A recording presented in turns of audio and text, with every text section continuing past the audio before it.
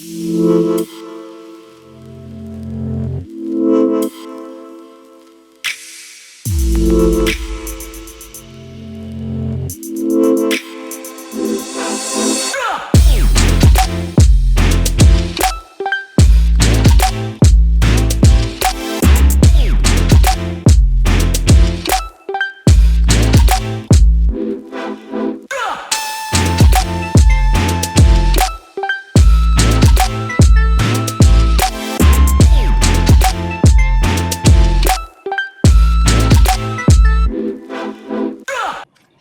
so welcome back for another session of the Global Foresight Summit. This year we are co-organizing the event with the APF and the WFR, and today we have with us Sheila Castillo. So Sheila is from the Center of Engaged Foresight in the Philippines, and she is going to be presenting with us the questioning of the futures of justice. And I believe, Sheila, correct me if I'm wrong in here, that this is your work as an APF Emerging Fellow, right? Yes, it is. Okay, Sheila, so I leave you with the presentation on the screen, so you can start and go directly through it.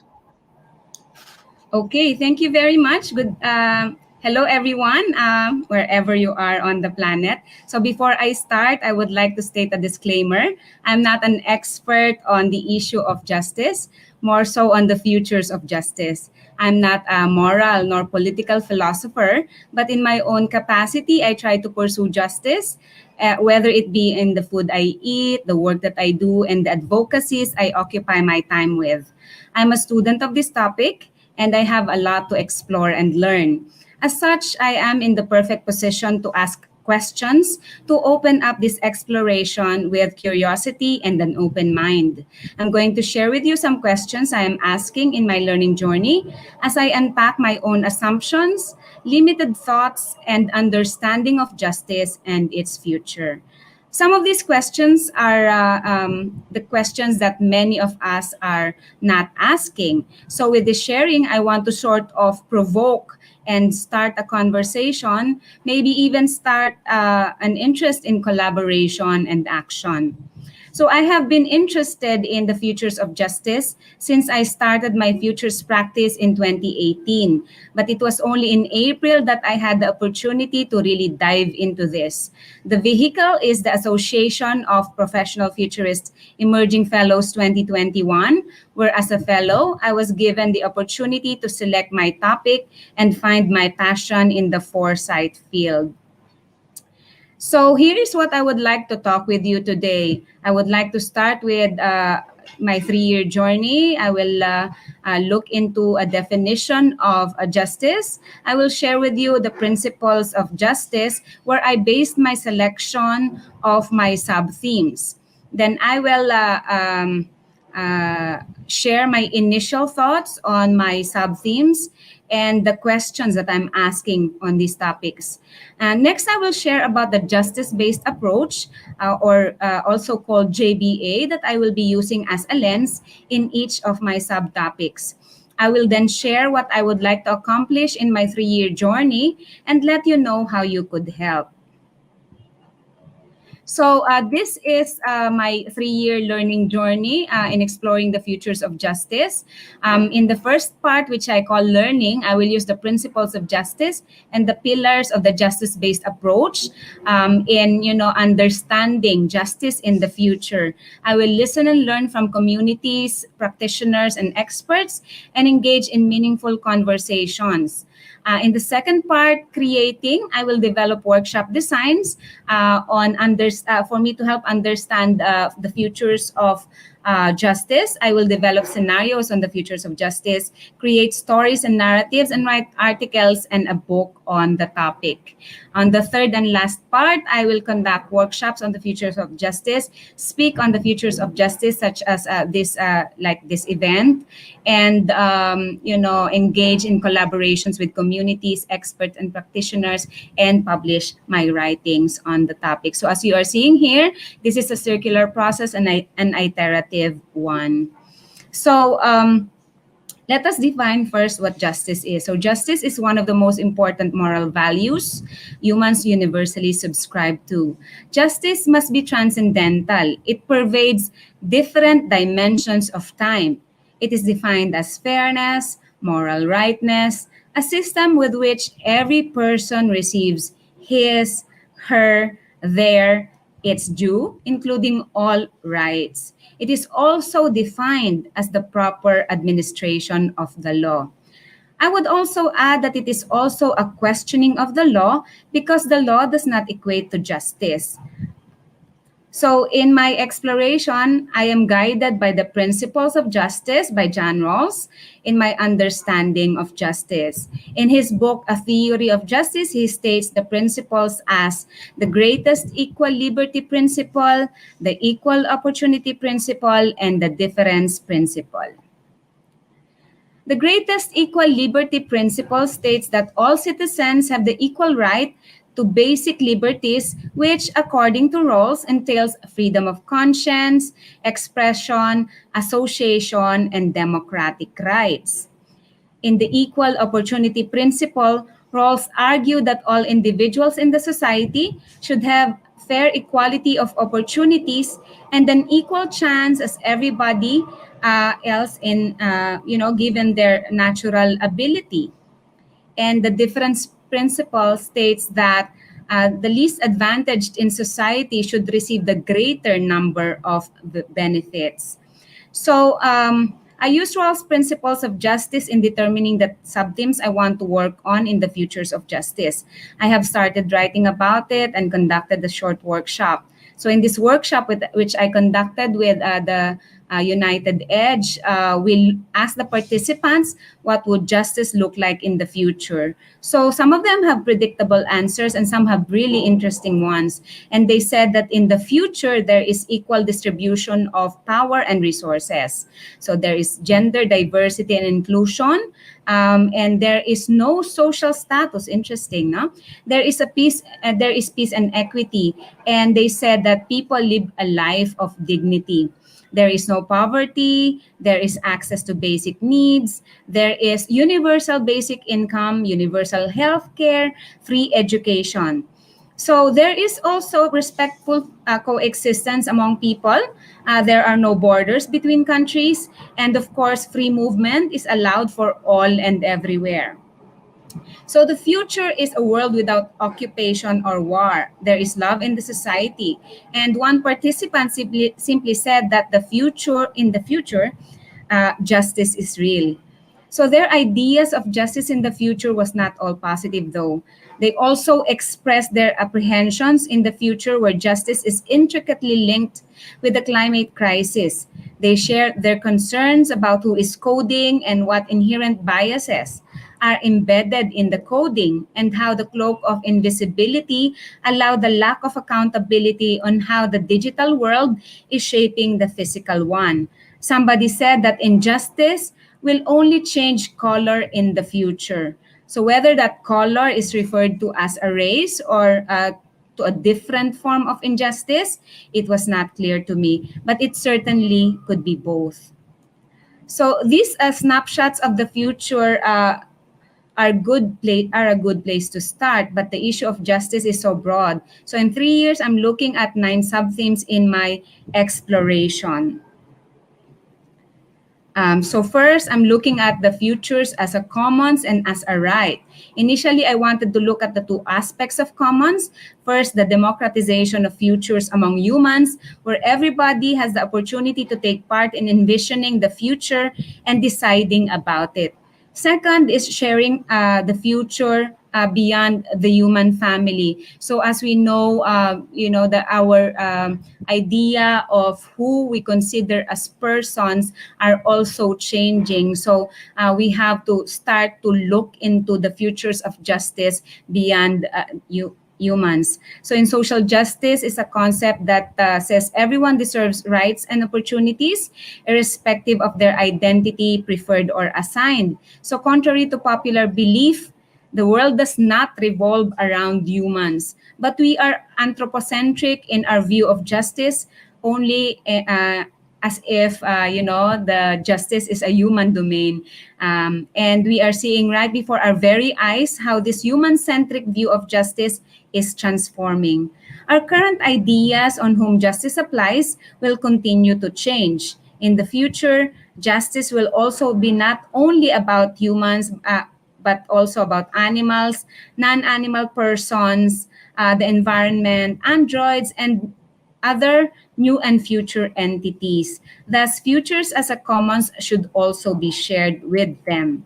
Second, I'm looking at intergenerational justice. I think one of the most striking images of all time is Lady Justice. You can see, the Lady Justice holding the being balanced. But thinking of the future against the present, would the future that does not yet exist hold any weight at all? I would argue that it should. How do we ensure that the interests of future generations, those that are yet invisible, those that are inchoate beings, are safeguarded in the present?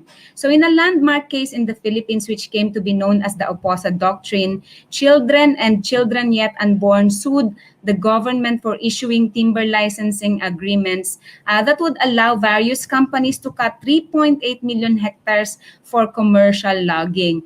In what would be known as the intergenerational responsibility doctrine, the court ruled that minor petitioners could file a class suit for themselves, for others in their generations, and for generations yet unborn. For animal liberation, I'm looking at how the rights of animals will be recognized in the future. Mahatma Gandhi said that the measure of a civilization is in how it treats the weakest members.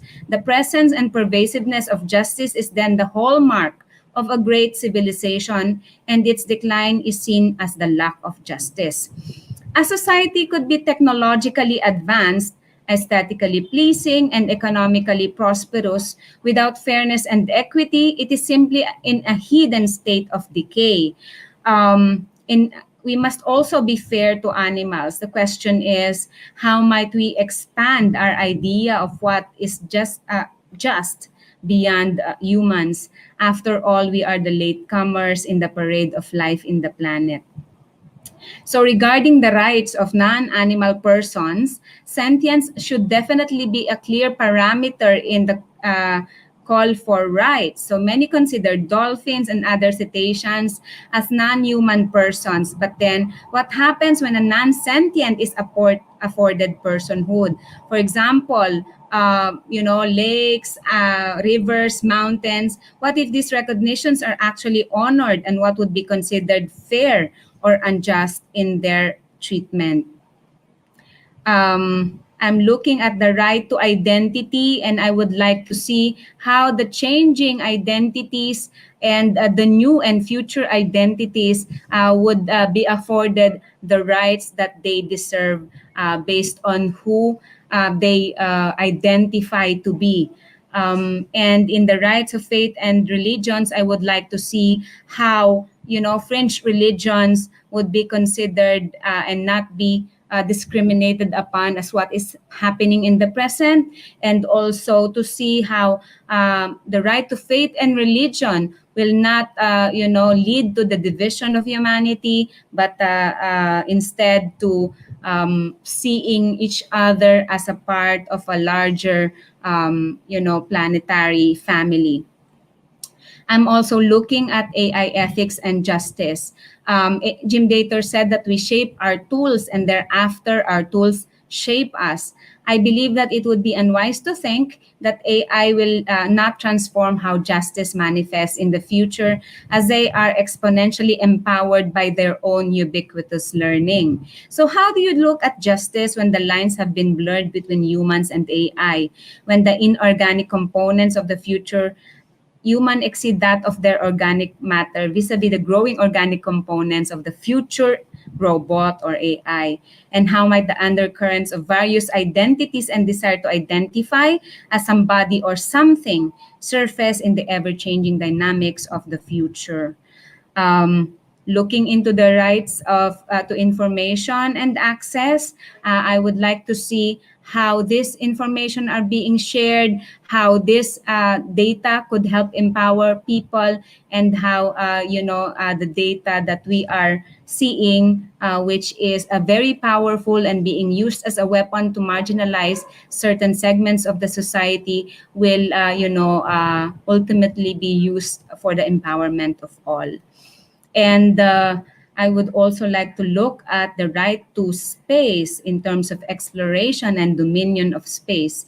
Since we did not question the colonization of territory several centuries ago, shouldn't we start questioning the first world now in how they are colonizing space?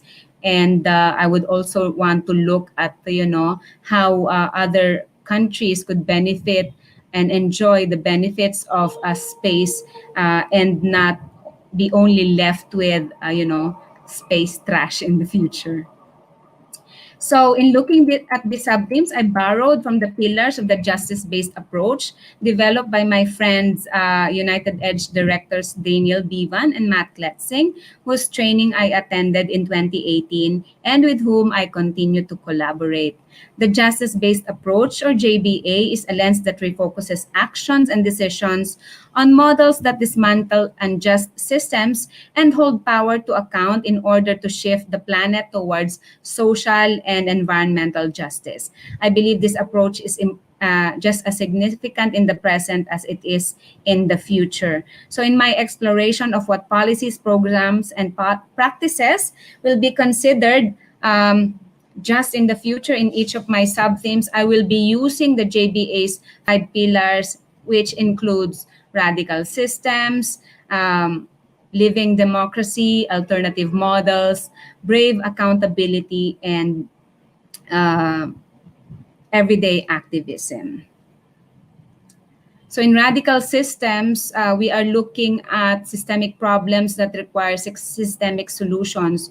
And I'm going to look at how alternative systems are emerging in the future, and how they are called radical as they challenge the status quo, and how they would be recognized in the future and would be fully deployed or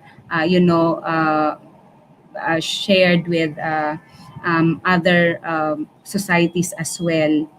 So in terms of leading democracy, I'm looking at my sub-themes and seeing how decision-making is being done. And I'm going to look at how the structures of decision-making are, benefiting those that are most affected, and how this can be changed when necessary, because that is where the hello, everyone. I believe that Sheila had an issue with the connection. I'm gonna check with her what happened, and we are going to be right back. Hello, everyone. We have to stop here the presentation from Sheila. We are trying to contact her, but it seems that she's unable to connect. We are talking with her on the phone. And I will. We are going to be back like in 10 minutes with the next session with Joseph Hargrave from Arup on the futures of cities and how you use that to develop cities.